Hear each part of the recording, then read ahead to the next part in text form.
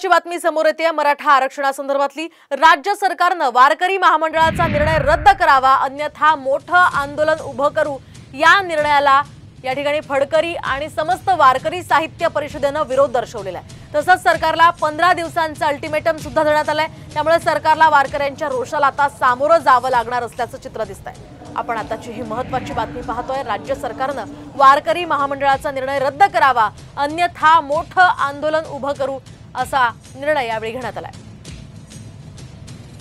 आणि याच्यामध्ये शासनाने जो वारकरी महामंडळ स्थापन करण्याचा निर्णय घेतलेला तो वारकऱ्याला कदापि मान्य नसणार आहे। कारण हा जर निर्णय मान्य झाला किंवा शासनाने जर मंडळ स्थापन केलं तर निश्चित पद्धतीने वारकरी संप्रदायामध्ये तेढ निर्माण करण्याचं किंवा ग्रुप गट राजकीय पुनर्वसनाचं हे काम शासन करण्याचा प्रयत्न करत असेल असं वारकरी संप्रदायाचं मत आहे।